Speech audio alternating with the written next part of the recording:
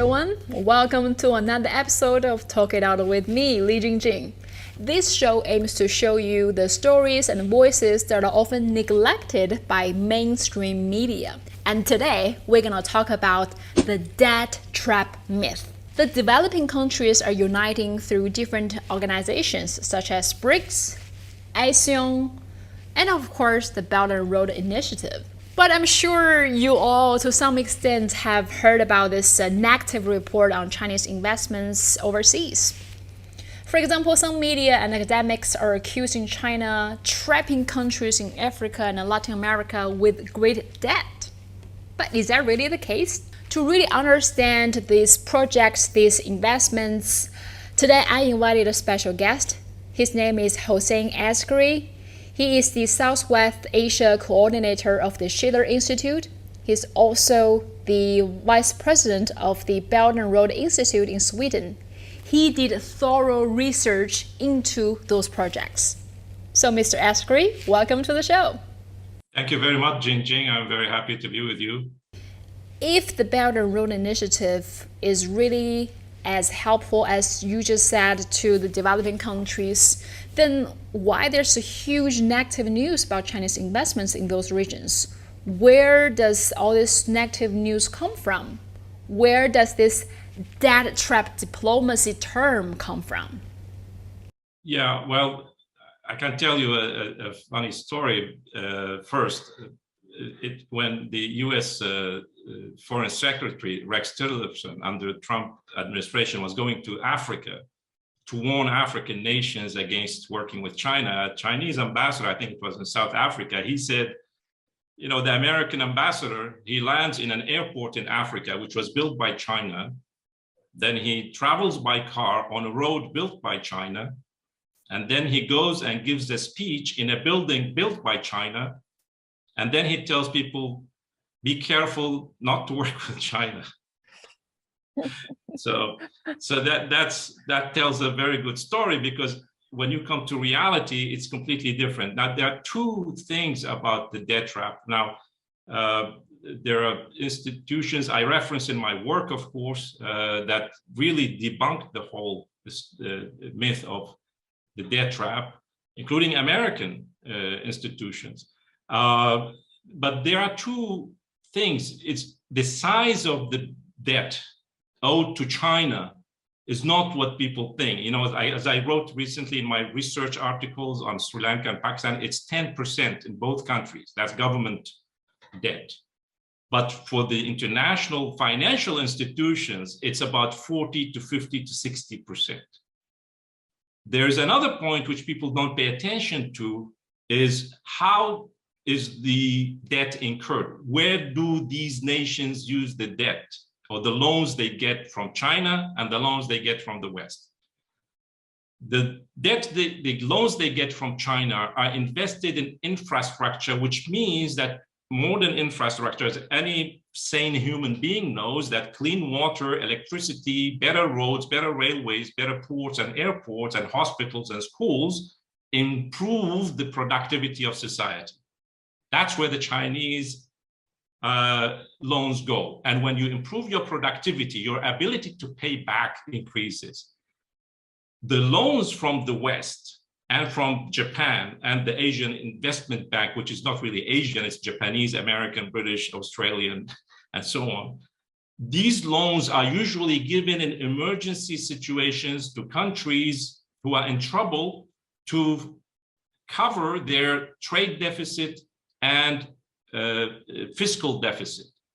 So that money evaporates immediately because you are not using that to solve the core problem, which is the lack of productivity in society, the lack of infrastructure, which is the source of the problem. But then this debt is piled upon each other. Now, there's another thing which comes from Western financial institutions. It's called the international bond markets, which Sri Lanka's problem is actually, and also Pakistan and many countries. These are private financial markets where governments go to borrow money when they can't get it from the IMF or the World Bank or somewhere else at low rates. They go and borrow money from these financial markets who are looking for profit. And they borrow this money also to cover deficit, not to build new things which will help them. And the interest rates are very high on these loans.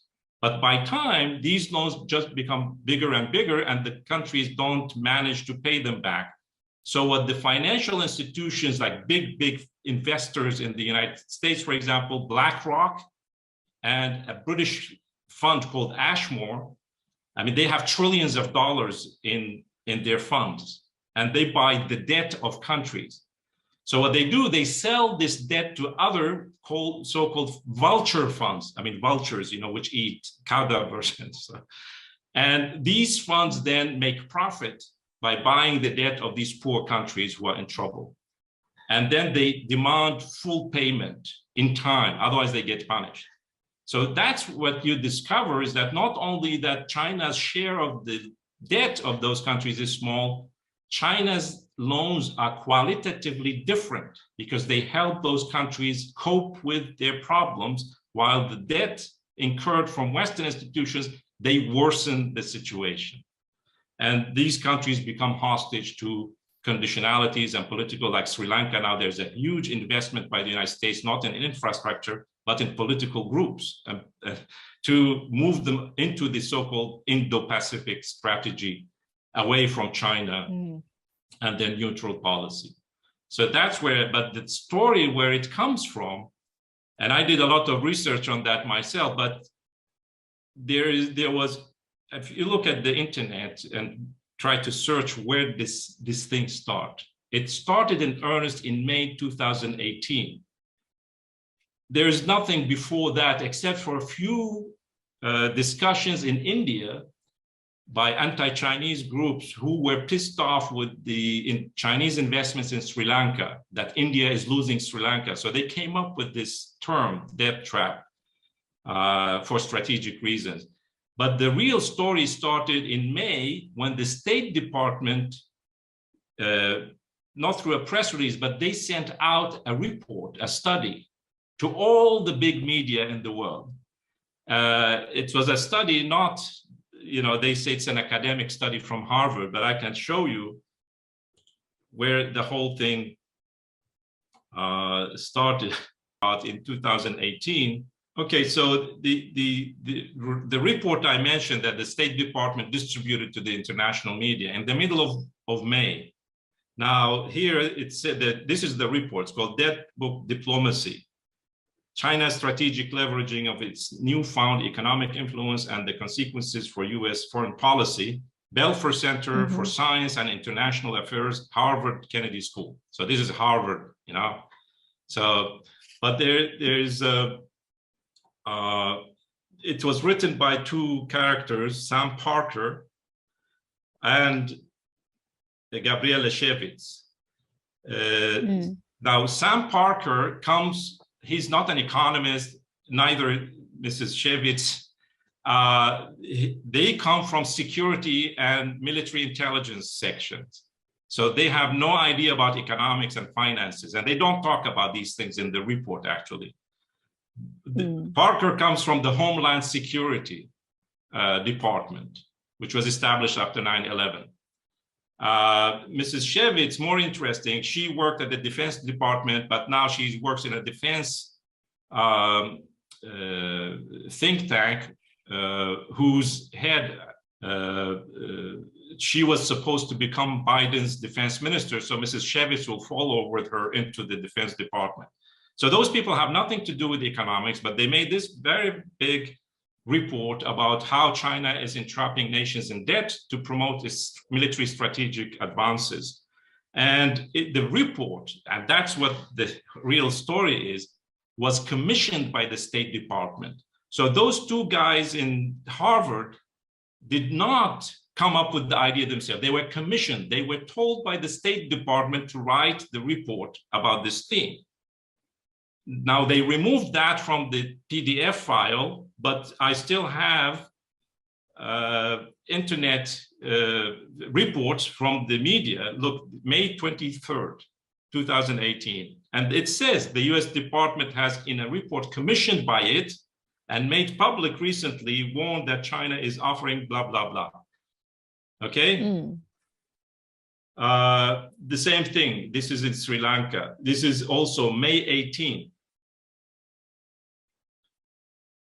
So in many reports in the media, it says that the State Department commissioned the study. So those scholars in Harvard did not come up with the idea themselves. They were told to write it. And then it was sent back to the State Department. And the State Department said, oh, look, we found this fantastic scientific report from Harvard, which tells the story of how China. So anyway, so they couldn't cover. But then the same year, the State Department, its financial report to the Congress to ask for more money for the next financial year. What they say there is interesting because they say that they had in 2018, they had a multi-language team of linguists and narrative specialists working with the department's Bureau of International Information Programs and so on. And it says that what we found after them spreading all this stuff all over the planet, saying we observed growing use of the term debt trap diplomacy to describe Chinese investments. And then they say the department continues to message on this subject, delivering additional high-performing materials, including Harvard study warns of perilous debt trap diplomacy. So all American embassies all over the planet, they spread this material to the media, to NGOs, to activists, bloggers, and of course paid money in that process. So the State Department is saying, look, give us more money so we can put out more dirt on China in international media.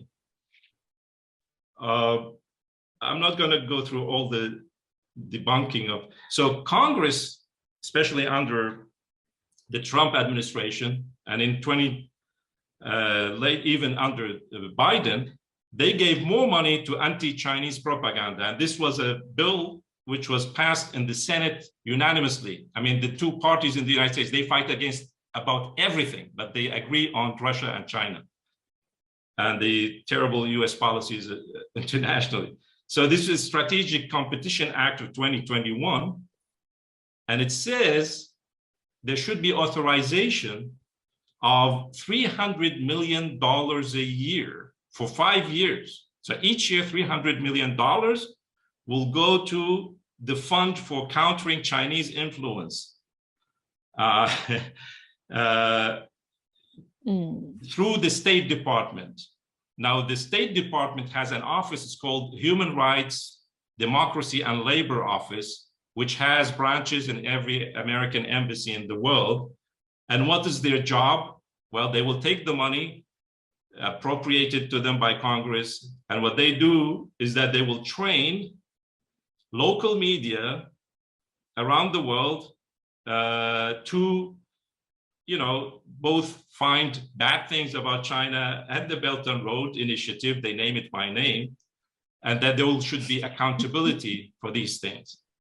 So the United States creates the story, a fake story, and they say, oh, the fake story has spread all over the world, but we are spreading them. Now we need the people in those countries themselves to spread the story so it becomes more credible. So if somebody in Iraq or Sri Lanka or in South Africa, from that country, a journalist or activist starts saying these things, then it will have more credibility than we saying this. So this is, the money went through, and there was this big scandal in Zimbabwe last September, 2021, where the government discovered, I mean, Zimbabwe is now the largest cooperation partner with China. They have many cooperation agreements with China, many Chinese investments, and the government is in a volatile situation. Elections are coming, and the story came out that the US embassy in Zimbabwe was organizing courses for journalists, bloggers, and civil society NGOs and activists who are against the government to train them how to write bad things about the Belt and Road and Chinese investments in Zimbabwe. And one of the participants leaked out that they were offered $1,000 for each article or video or whatever. Now, so you see the whole story, how it was built up, how it was spread. And unfortunately, people buy this story because it's all over the place. Nobody cares about checking the facts, looking. I mean, I spent many hours reading through the Pakistani and Sri Lankan central bank records. Now, of course, not everybody is able to do this terrible work, to figure out what they are saying there, with the numbers, and you compare the numbers and also, but there's a horrendous lack of, a moral stance to be able to say, well, this is not true. Let us look at this, look at the details, and so on and so forth. But then there's this peer pressure, this enormous pressure in the media everywhere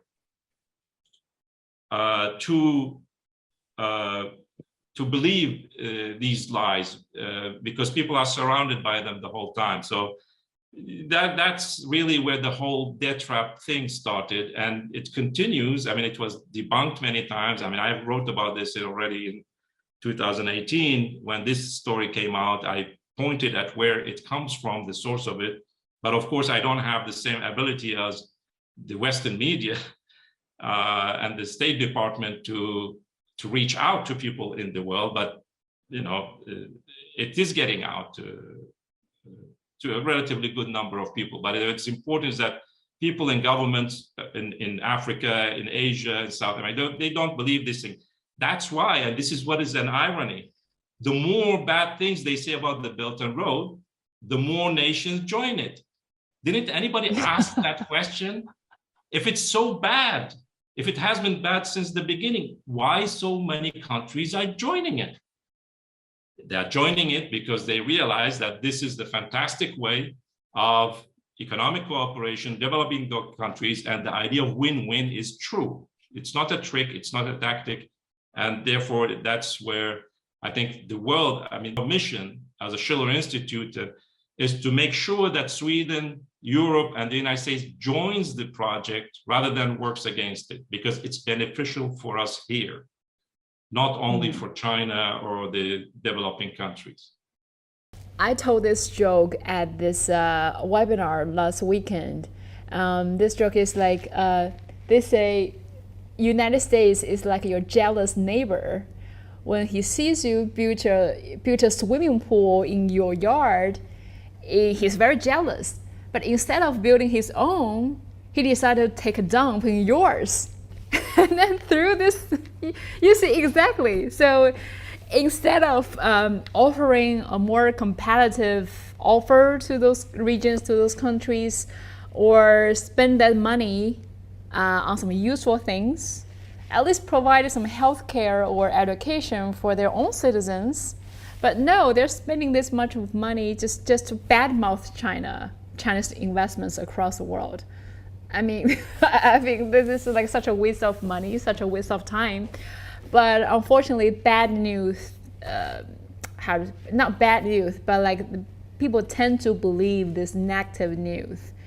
And you showed me this report from Zimbabwe. I think there's another similar news from the same newspaper in Zimbabwe, the Herald. They find out that the U.S. embassy, the trained local journalists, and some people not just read bad news about Chinese investment, they also organized a protest outside of Chinese companies, Chinese embassies, to particularly spread rumors about malpractices, forced labor. So I mean, they teamed up. They have a whole plan to spread this negative news, and it's not just us saying this right now. It's being confirmed by new media, like in Zimbabwe, in different regions. But like, who would spend that much time like you did to really look into all this research, all this report to find out the truth? People just believe whatever the mainstream media, Western mainstream media told them. We have a different case situation in Iran. I mean, in Iraq now, in the country where I come from, I mean, we had 17 years of American-British influence, but we still don't have electricity. We don't have clean water. We don't have good roads. We don't have good healthcare. I mean, people have to travel abroad to get treatment. We have a lot of oil money. Half of it is stolen by politicians, and the rest is just given to the people so they can feed themselves. Nothing is being built. So in the last 2-3 years, since the overthrow of the previous Prime Minister, Adel Abdel Mahdi, he actually tried to do something. He went to China and signed an agreement that China would take part of the oil we are already selling to China, and instead of money, we could get infrastructure projects. But as soon as he came back from Beijing, there was a color revolution waiting for him, and it became very violent, and then he was overthrown. That was the only time some Iraqi leader tried to do something good, and he was overthrown. So we started to mobilize people, to educate people on why this is important, why the Belt and Road is important, why Iraq's location on the Belt and Road is important, what are the benefits, what kind of projects we can build, why financing these projects through barter of oil rather than loans and so on is beneficial for Iraq. So now we have actually a whole movement in Iraq. It's called the Silk Road Movement, which is non-partisan, has nothing to do with the parties. And every time somebody comes out in social media or somewhere else with these lies, they will confront him because they got good education by myself and others. So we inoculated a good portion of the people with these knowledge and information and fact-finding to do that. And I think it's a big job, but it could be done, that people themselves start to encounter these narratives themselves in their own countries. So I'm wondering, do you think that Belt and Road, BRI, will help to shift the geopolitical balance, especially now we have the war in Europe, and a lot of people are saying, guys, things are changing. There's a balance of power in the global atmosphere. Something's changing. Do you believe that this geopolitical balance is shifting, and can BRI really contribute to that? Yes, the world situation is shifting. The geopolitical situation is shifting for different reasons. The biggest reason is, of course, the rise of China, but also the rise of Asia together with China. And then we had this massive tension and the attempt to encircle Russia. And Russia's intervention, actually, I think the big breaking point came in 2015 when Russia decided to go and support the Syrian government with military means to stop the series of regime change wars, because they realized that this will continue to Iran and then Russia and so on and so forth. So they stopped it there. So therefore you had China emerging with Asia as a new world economic power, and Russia intervening to stop this geopolitical outreach in a destructive way. And therefore these two things, and then the emergence of the BRICS nations, the consolidation of the Shanghai Cooperation Organization, especially after the withdrawal of the US and NATO from Afghanistan, this has created a completely new situation. Now, the Belt and Road Initiative, what is special about it, it focuses on economics. And it has proven itself to be a mode of work which can benefit both nations that are involved in this, and it can benefit third nations. And therefore, the Belt and Road in itself cannot change the world economic situation, but it can show the way to the alternative to the situation we have in the world, where we have two blocks. We have two systems fighting against each other, going in different directions. So these two systems cannot exist for long side by side. They must clash some point. And what we fear now is that this could be the end of civilization if we get into a global war with nuclear weapons. I will put the link to Mr. Askary's article, the research, in the comment description sections. The articles about to debunk the debt trap in Pakistan and the debt trap in Sri Lanka. I will put it in the description. So for those of you who want to read all this research that Mr. Askary has spent so much time on analyzing, so please take a look. I will also put those articles in my newsletter to hope more people can take a look rather than just reading a few articles on what's in mainstream media. So maybe it's time to take a look at some real research.